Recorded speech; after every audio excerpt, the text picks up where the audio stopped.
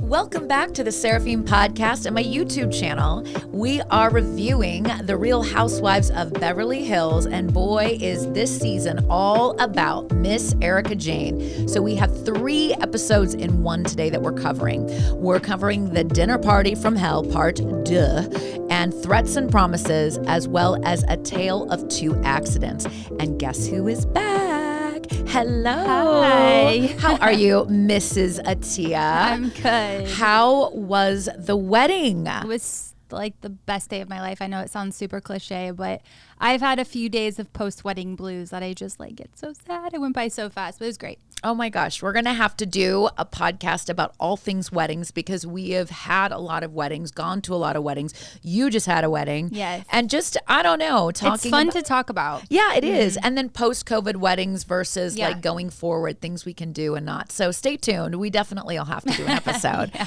But other than that, we're going to dive right into excited. the girls. There's so much going on. So the dinner party from hell, I have to first go into the oddball fashion here. Yeah. We have Dorit with her weird braid pigtails. Yes. We have Garcelle, which was the animal print dress ready to go. We had Rinna in the Elvis hair blue suit. And by the way, there's a ton of memes about her looking like Chewbacca with that hair. Oh. I've seen so many of them on that Instagram. was not my favorite hair. It was not my favorite hair either. And we know we love her hair. Yes. But that was a little strange. Kathy was it was interesting. She was talking to Kyle about wearing an Alexander McQueen jacket, and I was so excited to see it. Instead, she had a black baby doll dress with pearls on, and I was like, oh, Kathy. Erika, she played into her S&M self with her black slit pants, a bustier, which, by the way, is coming back in full force. Did you see all Kourtney Kardashian, Megan Fox? They're really bringing back that like Y2K fashion with the bustier and stuff, which I'm kind of having. I don't know if I'm having the BDSM stuff. I'm over Erica's like sex pot, over the top. I'm over it. It's too much. She's got to change it up. Yeah. And then we've got Crystal with her short black cocktail dress. And She looked good. She looked great. Everybody oohs and ahs though. Anytime she wears anything that's body fitting, it's like they think that she's wearing like paper sacks, which she's not. That's true, but she doesn't like show off her body much. She's very conservative, but she looked so good. Like her body is She looks incredible. amazing. She's a model. She's elegant. She's elegant. Very elegant. I think these women are so used to having like boobs out and like really over the top colors and really tight stuff that I'm like, I don't know. Crystal always looks nice. I even liked her sad leather pants that nobody liked. Yeah, I didn't think they were liked bad. them. I thought they were cute. Yeah. Sutton, yet again, is the MVP of weird outfits. She's got that orange outfit with that weird updo. It's like a twist 2 bun together type Y2K thing. buns. I think she needed butterfly clips in there too.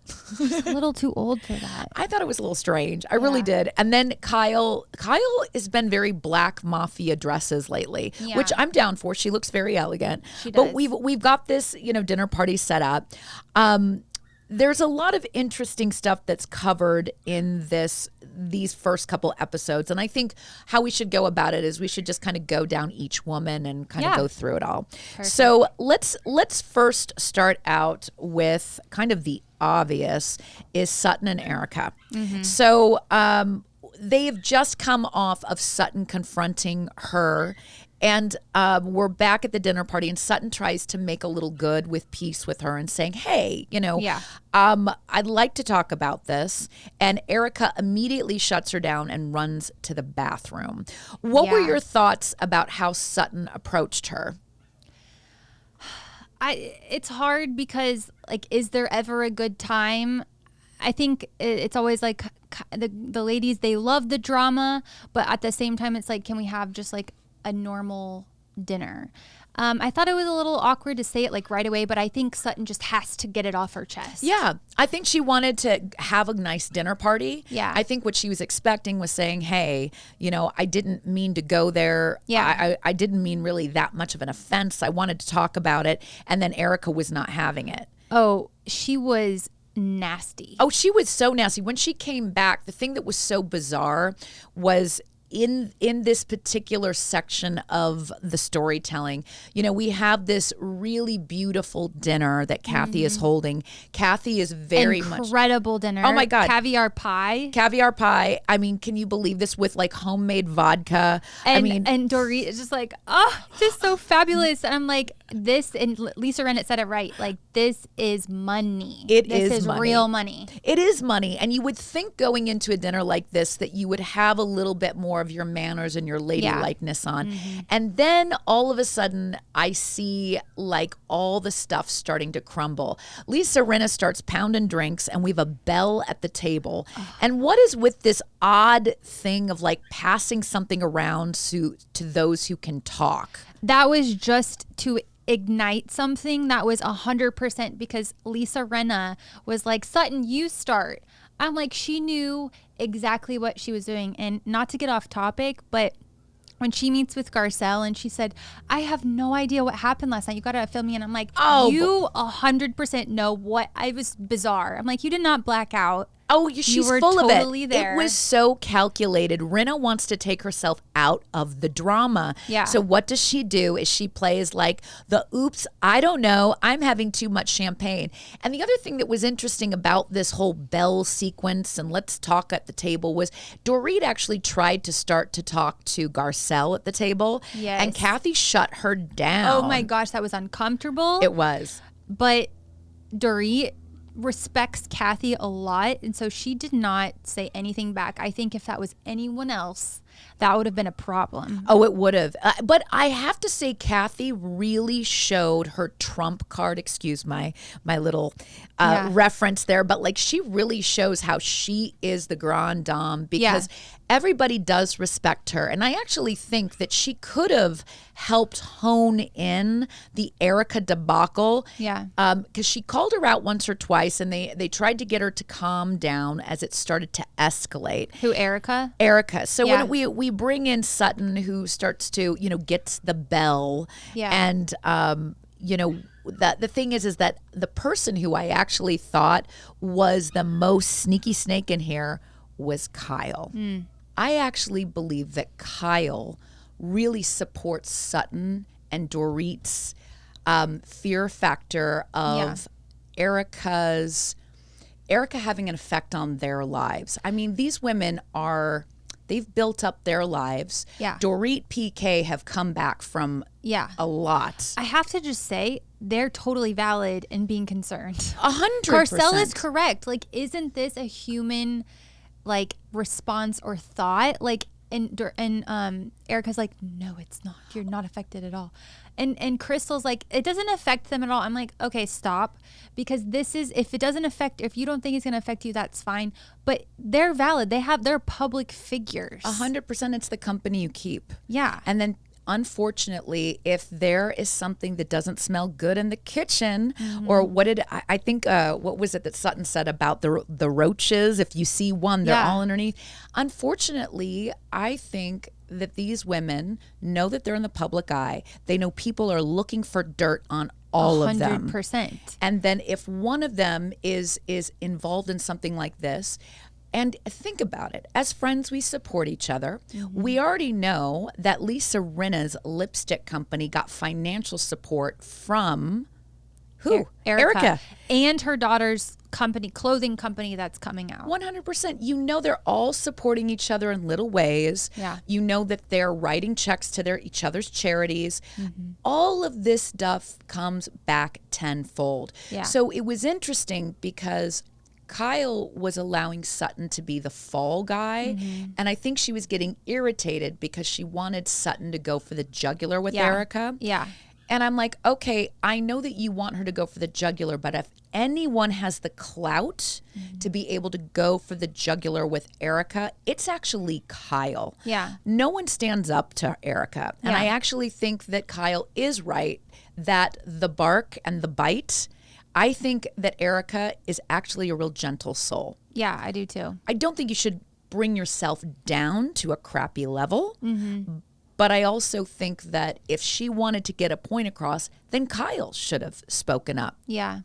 Well, Kyle did try to say something when Erica said, "Do you want to be sued?" And Kyle said, "I am sorry, but like that," and she just completely shut Kyle up. Kyle, no. Kyle, no. I'm like, you can talk however you want to, but no one else can. 100%. And I'm sorry, Kyle happens to be sisters with Kathy Hilton. So if anyone gets to speak above anyone else aside from Kathy Hilton, it's her sister. Yeah. And the fact that, Erica goes into this tailspin of being called a liar. And actually, they didn't say that she was a liar. No.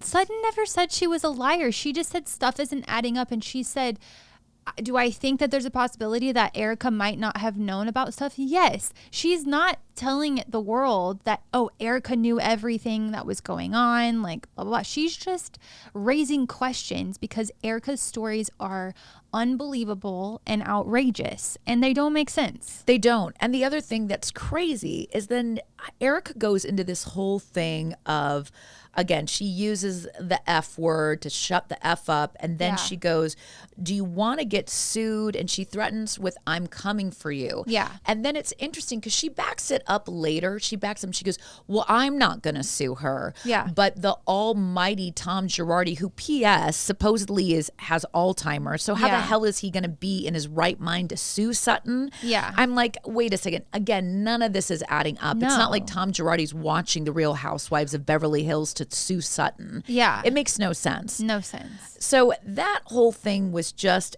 absolutely bizarre. And I think that, when we end this conversation and Sutton gets up and she gets upset, I know that feeling all too well. Because I get upset when I'm like, no, it's almost like you're being gaslit. Yeah. Of like, well, what she's saying is not valid. It's like, no, actually what she's saying has a lot to do with the truth and the facts. And Erica's the one that's like gaslighting her into this, you're this crazy person who thinks you're again, and I hate the reference that she keeps making about how she's this small town woman when we know that she's not. Yeah. She's totally just dismissing and trying to make Sutton look a certain way because Sutton is scaring her. Yes. I think that's the root of this problem. Sutton is a threat to this because she's causing, no one's dumb. This is all going to be aired in the time that, like, I don't know what their court status and everything is, but she's raising a lot of questions and bringing attention to these questions that people are also thinking, so it's a threat to her. 100%. So she's trying everything she can to make Sutton look illegitimate, to make her look crazy, to make her look like a bad friend, a backstabber, to put this villain character towards her. But in reality, she's making herself the villain. She's just changed so much. She has dug a grave. She has, and I have to have some like give for her because she's going through hell. Yeah. And I don't know. I don't really know like all the details. Did she know? Did she not know? But regardless, she's in this situation now, and she's on a reality TV show that's going to air all this out, and she can't control it. No, I think the other thing is I don't know who her support system is around her. I think PK was dead on with a few episodes down where, him and Dorit are having like a date night. Yeah. He starts to address the fact that, the sex pot, over the top, legs spread in lingerie, which I know she's a Fenty, like, she's basically like an ambassador for Fenty. But that's not an excuse to say buffoons be eating my P word. Like, it's so not in good taste, and it's so it's just going against her. It's drawing more attention to her. He said it's like clawing at the victim's nose, like 100%. And the one about I was thinking about disabling my comments, but you guys are so gullible. I'm like, whoa. Wow.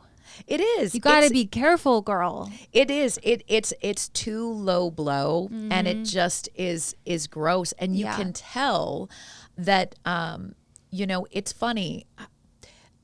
PK in the beginning, when he made the comment about her not wearing underwear way many episodes ago, I do think when it comes to, like, Dorit's not a person who's not sexy. Right. I mean, look at her. By the way, let's talk about her wedding dress line for a second here. Yeah. I think it's so cool from Beverly Beach to this Necataria kind of collab. I love it. I mean, it's beautiful. It's so beautiful, and it's hers. Yes, and well done. I love that she has a passion. She's a mom. Yes. She's a wife, but she has her own life. She too, does. And her own passions, and she's just going for it, and she's a boss. Like, I really, really respect her and love her, and her evolution as a housewife from her first season to now, not only is she absolutely stunning, I think the doctors are getting better. Because my mom and I were just talking about this, like, how are all of them looking so much prettier? Kyle too. Kyle looks amazing. She looks incredible. Yes.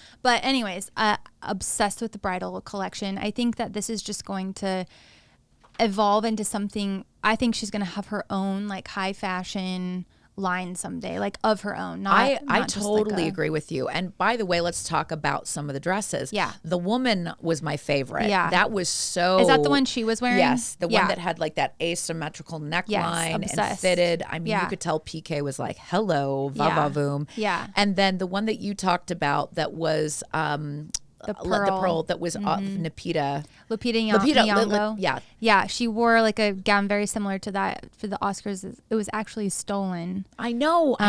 Yeah, the stylist I used to work for was the stylist on that. So I'm kind of thinking that was, like, some kind of inspiration for her. It was a little bit more of what I call a more swallowable, like you could, it's more bite size. Yes. Because her dress was very couture. Yes. Very, I mean, it's like so Met Gala-ish. Yeah. And by the way, the memes that were for the Real Housewives on the Met Gala carpet, I thought it was hilarious. I'm like, dang, why didn't I think of that? Oh, seriously. That's so a whole good. Another episode we have to talk about. Met Gala and all the fashion that's coming back is so great. I know. But, then I loved her presentation, even though it was small and intimate in her house. I loved it. And it was raining, and they still found a way around it. And I love that she said something about, like, this means a lot to me and I'm going to throw money at it. Yes, I'm going to. And I like that she's not doing anything half-assed. Like, no. She wants this to look like a wedding, and it did. It had wedding vibes, and all the models looked incredible, and even her daughter in the little flower girl dress. I loved it. So cute. And she knows it's a presentation for who she is, a businesswoman, not just a housewife. Yeah. And this is where I think Erica can take some notes from Dorit. She's too prideful, though. She is. There's no way. I mean, it's tough because, I think the MVP is always for me going to be LVP. Like, Lisa Vanderpump, even though she kind of stirred the pot, she definitely came into what Housewives is a class act. Yeah. She had her moments, yes, of sass, but she never went so low that you're like, oh my gosh. And all of this with Erica has gotten to a point to where it's lowered her real estate value. 100%. I was thinking about that. I'm like, she used to seem like untouchable, like this mysterious, like, you just didn't quite understand, like, how she was as cool as she is. And then now she's just lost her star factor. Yeah. Her star is dimming, and it's kind of sad. It is. I think when people are in the spotlight and they are faced with something that is tragic. I mean, like right now we have Julianne Hough, who, she's back in the press because a long time ago, she had done blackface for Orange is the New Black. She dressed up for Halloween as Crazy Eyes. And, she was young at the time. I feel like, again, it wasn't in good taste. Yeah. She got her hand hit. But then she's on the show called The Activist. Yeah. And, she's somebody who... There's a reason why that she's working with Oprah. I mean, she wrote an apology immediately right away and was like, you know what? You're probably right. You're not probably. You are right that to have a contest about activism is in bad taste. The thing that sucks is there were two other people, Usher and Priyanka Chopra. She's on it, but because we've got an Indian woman and a black man, they're not quite as berated as Julianne Hough is. Yeah. And again, I think they both should have a little bit of like, was it in good taste to be on this show? Yeah. I think Julianne Hough is somebody who, again, Do I think all of her decisions are great? No. But do I think that she handled it with grace? I'm like, I wouldn't turn my nose up or decline an invitation to some party. But Yeah. with Erica, I'm like, ugh, I wouldn't. It's tough because again, I thought she was this sexified, empowered woman, and now she just feels like trashy, defensive, and plain biting the hand that feeds her. Yeah. So we'll see what happens because I've been reading all about like what's going on with the reunion that's coming up. Oh my gosh. It's going to be nuts because Andy apparently did not Grilled let her. things go. Yeah. It's going to be interesting.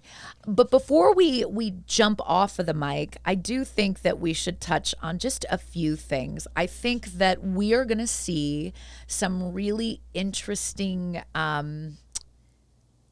think more of an exposed side of Kyle at the reunion. I have to say, it's so wonderful that she does have such a strong marriage with Mauricio. I love to see their 25-year. Oh, that was lovely. It was so lovely, and it was so cute whenever she was trying to say something sentimental, and he like reached His over to ADHD. It's so the husband that's loved like, it. I've heard it, like you said it 5 times in conversation. Can I have that last crab? Yeah, it was so funny but adorable, and I love the value she puts on like being married and with her like making her husband a priority. I really appreciated and respected that. I do too, and I think that Kyle is somebody who is she's good. She does have the LVP in her where she tries to keep it classy. Yeah. She does have that little, stirring the pot, trying to make Sutton do like a little bit of the dirty work. But I did see when her and Sutton were at the auction house and buying their pinky rings. Yeah. I did see this interesting kind of, they had an argument, but they both defended themselves. They both spoke to, their point, I guess. Yeah.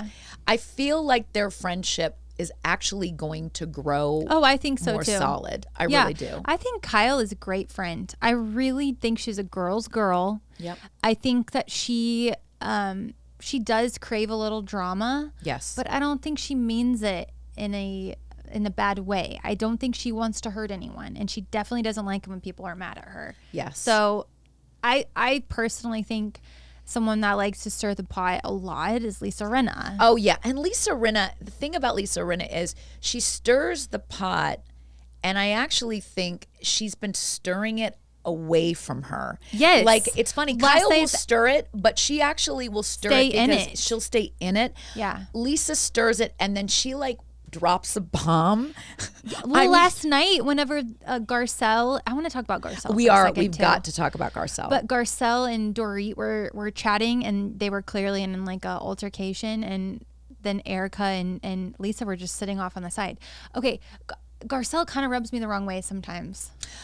I have to say, Garcelle was really put in a precarious position because I think she was convinced to get on the show with her friend Denise, and then Denise left her high and dry. Yeah.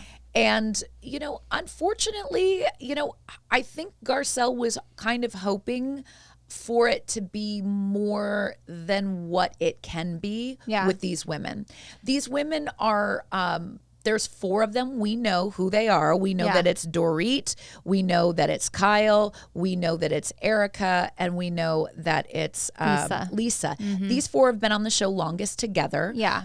They have intermingled financially in their society a little bit more. They have more to lose. Yeah. I think that the other thing is that unfortunately, this is really the first time that we've had a prominent cast to where we've got a black, Asian, 2 black and Asian women, and I would love to see more diversity and not have it just be the Atlanta housewives. Totally. But unfortunately, it's hard for her to fit in.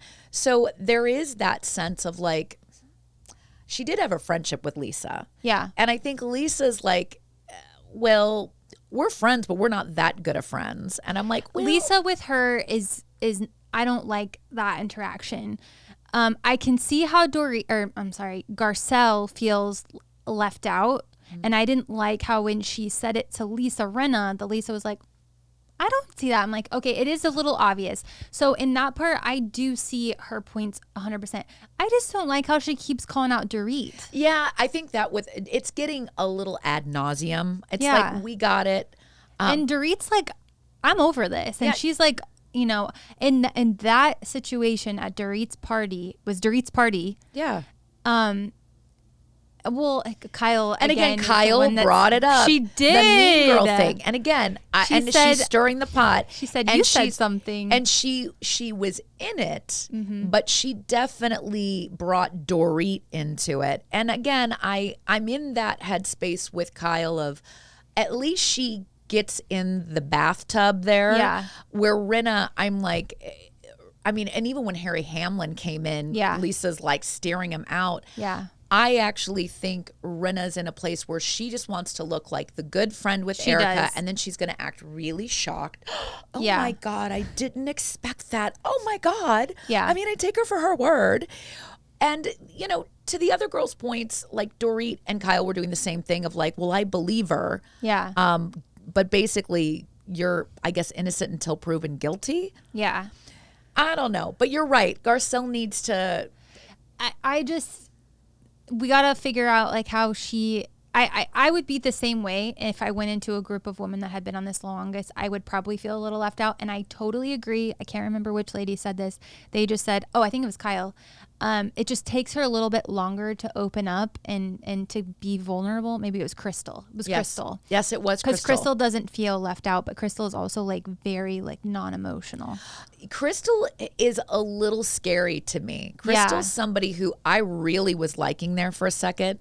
I didn't like how she had Erica's back and was like, Yeah. I'd do that too. And I'm like, wait a second. That wasn't even her place to say that. It was like, yeah, you're just adding fuel to this fire. What Erica, if you're such a classy person, if you see what Erica did and you're okay, you would do the same thing, then I see you differently. And the other thing is she inserted, which was really, again, not necessary, but she talked about, you know, her husband and said, well, yeah, he's had some people in his movies that were Me Too'd as well. And That's really risky to like. I was like, why even bring that up? And again, if it were my husband, I don't know. I think she likes to play the Rhobh Minkoff card to remind people that she has a seat at the table. Yeah. And I think the thing is that when they were talking at Kathy Hilton's about being at a country club, and I did think Garcelle had a great frickin' point when, you know, Kathy, this is where Kathy's privilege comes in. Yeah. Is Kathy was saying, well, you know, Erica, don't worry. No one is really caring about what Sutton says at the health club or the country club. Yeah. You know, no one really cares. And I'm like, oh yes, they do. The Yeah. reason why they don't say anything about you, Mrs. Hilton, is because you are a Hilton. Frankly, she has kept her nose very clean for the most part. Yeah. Her daughters, maybe not so much, but they really have kept themselves in a way kind of above everything. And I have to say, when Garcelle called out St. Crystal, like, I didn't hear Crystal until I know who Rhobh Minkoff is. Yeah. I mean, it's like all of these women have got to understand kind of if they're going to be in this Beverly Hills game, who can really call the shots? And frankly, at the end of the day, Kathy Hilton has probably more power. She probably could have called Erica out at that table and been like, that's gross behavior. Especially at her own party. But she doesn't because, number one, she knows what good TV is. And Yeah. number two, does she really have Erica's back? Because she let her set herself on fire in front of the group, and she just sat back Yeah. and was like, whoa. You know, and again, I have to say bravo to Kathy because again, she puts her jabs in, but she also kind of like chagrins it out the room. Yeah. I have something to say to your point about throwing names and stuff. So Crystal actually said a long time ago in like one of her interviews, the producer asked her like, did you hear of Dorit before? And she said, no. I'm like, okay. Please. I have to say, I think at this point in time, unless it's season 1, Dorit and PK made very huge, massive waves in the last 3 years. I mean, just in who they are as people, business people coming out of that. Half of them, what was it, £500,000 bankruptcy? Yeah. I mean, $500 million pounds. Yeah. I mean, it was, I mean, talk about, these people were players. They are players, and they've come out of major fallout, and they still are holding their head up high. Yeah. So again, I'm like, just watch how, because you will be knocked down. Erica is prime example of we never thought this would happen to her, but it has. I know. I just don't know where we're going to go from here. I don't know either. The next couple episodes are going to be interesting. I think they're going on a trip coming up again. But I'm really going to be keeping my eyes and ears out for more details about the reunion. Yes. And obviously, what's happening with the court dates, and always the fashion and more Rinna wigs. I swear. I love it. I love the personalities. And Lisa Rinna, we love you. Oh, we love you. I'm like, can you add the D to get just tagged? The D. Oh my gosh, she has like 3 million followers, and she reposted our photo. And it was so cool. But I was also like, but it was Seraphine. I need the D. I know it's a hard thing. I realize. Not really. But not that hard. I know, right?